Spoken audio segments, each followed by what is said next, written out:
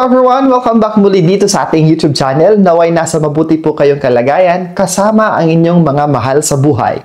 At para naman sa mga subscribers natin na nasa abroad, nasa ibayong dagat, nagsusumikap, malayo, nagsasakripisyo dahil gustong may mabago ang kanilang buhay at buhay ng kanilang pamilya, dasal ko po lagi ang inyong kaligtasan. At sa vlog natin ngayon, ang content na ito ay pag-uusapan natin. Ibabahagi ko ang mga pinakamasiswerteng animal zodiac pagdating sa kanilang karera, trabaho o hanap buhay sa darating na 2025. Sino-sino? Alamin natin. Bibigyan natin buhay at ibibigay ko sa inyo ang nasa listahan.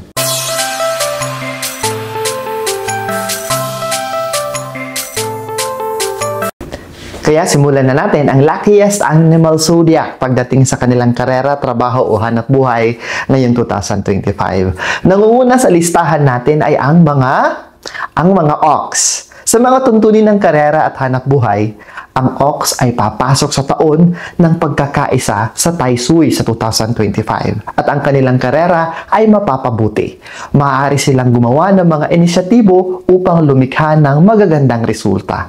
Ang pagpili na maglakbay sa labas ng bansa o i-assign sila sa iba't ibang sangay ng kanilang kumpanya ay particular na very good opportunity para sa pag-unlad ng kanilang karera. Sa taong ito, dapat tandaan na dahil sa mga kaguluhan na mga masasamang bituin or the unlucky stars, ang kanilang mga interpersonal na relasyon ay maaaring maapektuhan ng stress sa trabaho. At ang matinding kompetisyon ay maaaring maging sanhi ng kanilang interpersonal na kaguluhan sa relasyon. Kaya kailangan nilang panatilihing low profile. Low-key lang dapat tayo sa 2025, mga ox. Pasok sa listahan ay ang mga rat. Ang mga rat ay magkakaroon ng mga marangal na tao or noble person na tutulong sa kanila sa kanilang karera sa 2025 at magiging positibo ang kanilang kaisipan. Kapag humaharap sila sa trabaho, hindi na sila basta-basta, ngunit may mga layunin at plano na sila ngayon. Napaka-motivated nila sa trabaho at may mataas na pangkalahatang kahusayan. Ngayong taon, ang mga taong pinanganak sa Year of the Rat ay pahalagahan ng kanilang mga boss at tatanggap ng higit na pagkilala. Sa taong ito, iminumungkahi na sila'y matuto ng higit pa tungkol sa industriya at patuloy na pagbutihin ang kanilang mga sarili at magkakaroon sila ng pagkakataon na ma-promote. Pangatlo sa listahan natin ay ang mga rabbit. Ang mga taong ipinanganak sa Year of the Rabbit ay karaniwang positibo at masigasig pagdating sa kanilang mga trabaho. Meron silang malakas na pakiramdam ng professionalism at hindi sila basta-bastang sumusuko. Bilang karagdagan, alam niyo po ba na naka-align sa inyo ang mga masiswerteng bituin, the lucky star pagdating sa inyong trabaho. Ang mga rabbit ay may mga opportunity o pagkakataon na makakakuha ng higit pang pagpapahalaga mula sa kanilang mga boss o nakakataas sa kanila. Sa tulong ng Tang Fu na mga bituin, ang kanilang kapangyarihan at pagiging prestihiyoso ay maaaring palakasin at maaari rin silang gumanap ng isang mahusay na tungkulin sa pumumuno sa kanilang mga posisyon. Ang mga taong kuneho na nasa posisyon ng pamamahala, mga managers or supervisors ng kumpanya ay magkakaroon ng pinakamahusay na pamumuno, mga kasanayan sa organisasyon at kapangyarihan ng pakikipagtalumpati o diskurso sa 2025. At kikilalanin sila at susuportahan ng kanilang mga subordinates.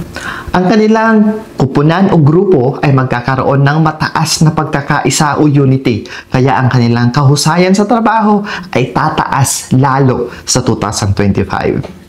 Pang-apat ay ang mga horse. Ang mga karera sa mga taong ipinanganak sa Year of the Horse sa 2025 ay magiging matatag. Makakamit nila ang tagumpay sa personal, sa negosyo at sa karera. Ito ay magiging isang partikular na kanais-nais na taon.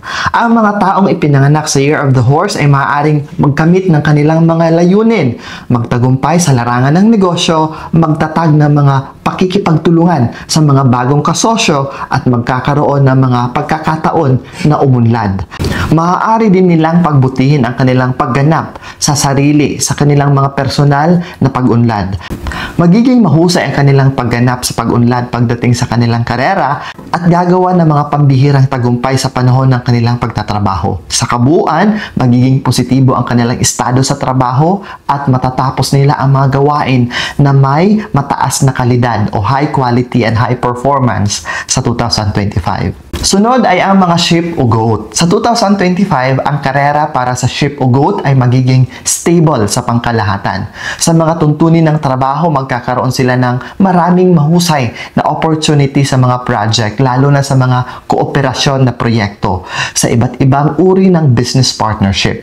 Bilang karagdagan, magkakaroon sila ng mga pagkakataon lumahok sa ilang mga tradisyonal na proyekto na kooperasyon. Sa mga proyektong ito, inaasahan makakukuha sila ng mga pagkakataon na umangat ang estado sa trabaho man o sa negosyo.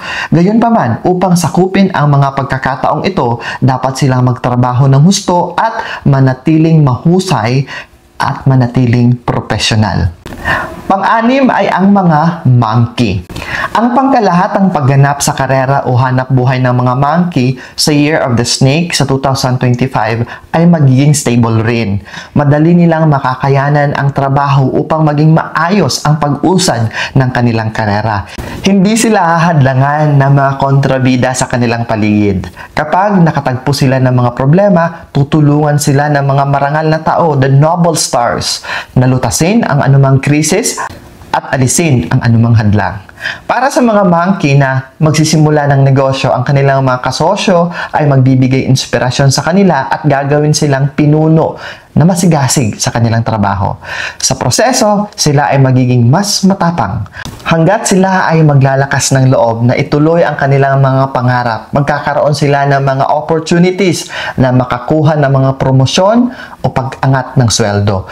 Gayunpaman, haharapin nila ang mas mataas pa sa kanilang mga pangarap. Kaya kailangan nilang matutunan upang mapawi ang stress at ayusin ang kanilang emosyon kasi isa ito sa mga hahadlang para sila ay umangat. At panghuli sa listahan natin ay ang mga rooster.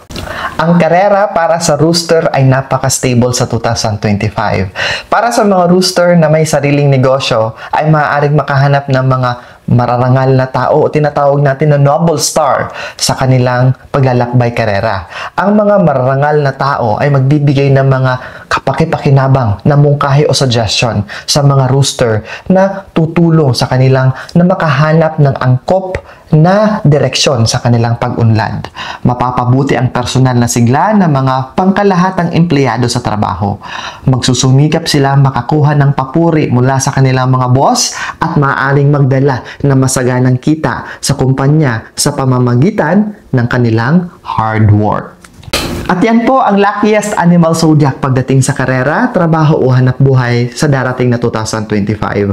Abangan ang iba't ibang animal feng shui forecast sa mga susunod nating vlog. Paalala lamang na ang lahat ng mga nabanggit dito ay mga gabay po.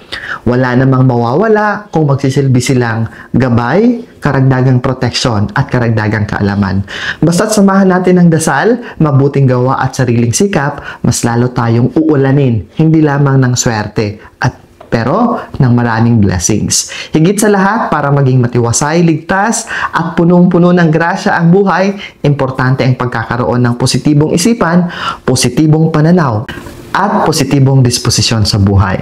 Muli, maraming salamat sa inyong patuloy na panonood, sa inyong patuloy na pagtangkilik, at lalong-lalo na sa inyong patuloy na pagmamahal. Hanggang sa muli, ingat po kayo.